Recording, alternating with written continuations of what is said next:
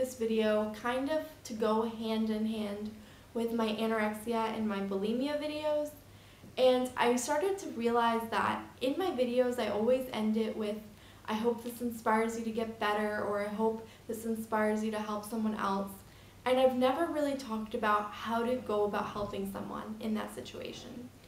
It's definitely a really difficult situation and very stressful, and of course the repercussions are, quite harmful, and it could have a potentially dangerous situation on your hands.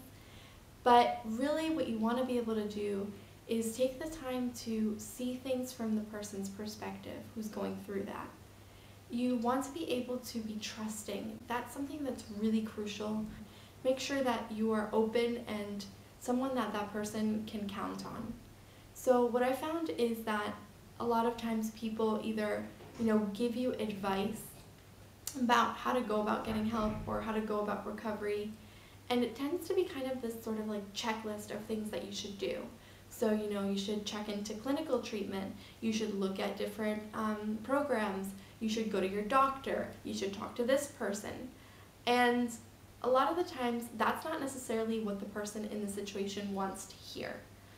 I know that, you might be entering into these kind of situations with the best intentions, and you really just want to help your friend out, or help your daughter or your son out, or help a family member, a brother, a sister, etc.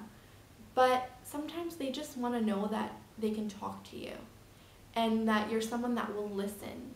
And that's going to be really important. A lot of the times, something else that people don't realize is that an eating disorder isn't about food. It's not about, eating. It's about something else that triggered that person to want to control the food. And what I mean by that is people tend to say, it's so simple, pick up, a sandwich, or, eat a hamburger. What's wrong with you? It's really simple.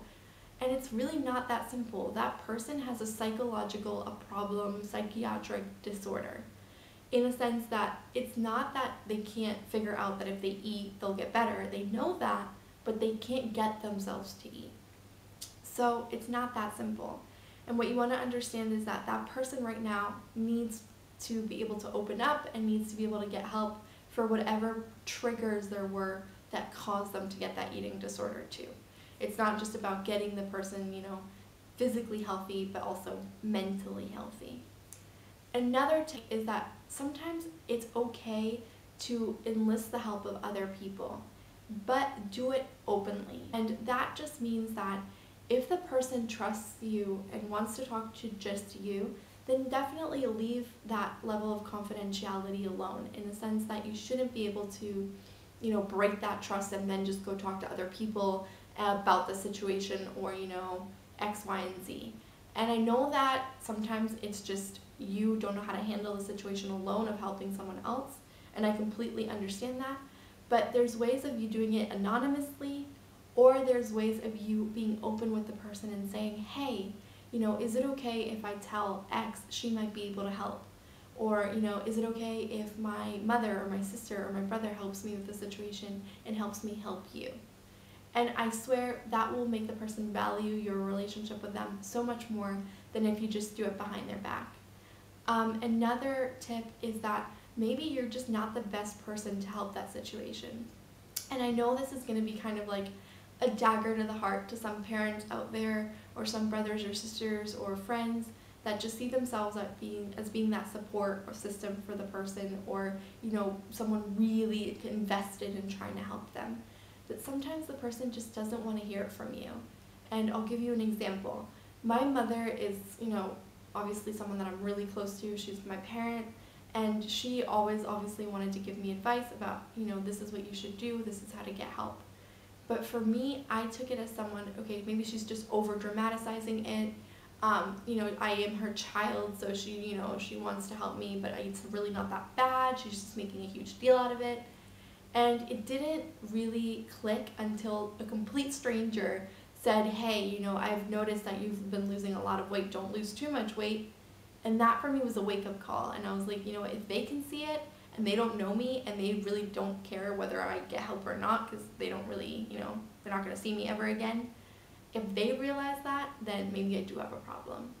So sometimes it's okay to enlist the help of someone that, you know, might just be really close to the person, or to just kind of leave it alone in the sense that you're still overseeing the process. Obviously, you're still interested in making sure that the person gets help, but, you know, also letting them seek information or, you know, come to their own realization separately. Now, going along with that is be open and soft in a sense that, you know, you can be very nurturing and understanding and just listening. Listening is key, but also be firm in a sense that you don't want to let it spiral out of control even further. So you want to make sure you keep an eye on it and make sure that if the person is kind of pushing you away quite a lot, or if you see that the person is pushing everyone away, it's okay to say, hey, you know, it's come to a point where you really do need to, and kind of like hold them by the hand and say, I'll support you, but you need to do this. Now, whatever number we're on, because this is more kind of just talking, but definitely don't play the blame game, in a sense that don't blame them for the situation that they're in. It's not something that they chose. They didn't choose to have an eating disorder. For example, I know that I started my eating disorder on my own. I started controlling my calories, and I started wanting to desperately lose weight, but I never wanted it to get to the extreme that it got to. And I never wanted to have all these health repercussions or, you know, make everyone stressed out around me because of my own situation. So definitely don't blame them. Understand that it's something that they need your help to get out of, and it's not something that you did either. And that's also really important. Don't take the blame for everything that's happening. This is something that the individual is going through alone. This is something that unfortunately they're kind of dealing with, but it's not something that you triggered. So don't necessarily take it as a personal kind of, you know, attack to your person if they don't want to talk to you, or don't necessarily see it as something that you caused, or that if the person doesn't want to hang out with you because maybe they're worried about, you know, having to talk about food, or you having to see their eating disorder or something like that, don't take it personally. It's not you. It's not that they don't want to see you, or not that they don't want to talk to you, but it's just that it's something that they have to deal with on their own. In terms of my very last kind of piece of advice would be to enjoy spending time with a person that isn't necessarily just talking to them about their eating disorder or bringing things up about food. And what happens is that when someone is going through an eating disorder, a lot of the times all they hear about is comments about their weight, or comments about, you know, the dangers of what they're doing. And it kind of can get overwhelming. And if you do that, if you're one of those people that just kind of, you know, has a conversation with a person and can't get 2 words in without bringing something about food up, or, you know, is like carrying like food in their purse and handing it to the person every 2 hours, I had someone do that to me, or, you know, just staring at them while they're eating, then that kind of gets the person kind of put off and maybe will kind of push you away. And if they start pushing you away, then you're not in a position to be able to help them anymore. So it's okay, and I'm not saying, you know, neglect the problem or forget that it's there, but it's okay to, you know, hang out with your friend, or, you know, talk to your daughter about something completely unrelated, or go to the movies, or, you know, go shopping or something like that, that gets the mind off of the problem. And of course, you know, and you're overseeing and you're aware that they need help, but you're still getting closer to them, and you're showing them that you support them in all aspects, not just when, you know, when it comes to this one problem. So yeah, if you need any more information, I'm not like an expert.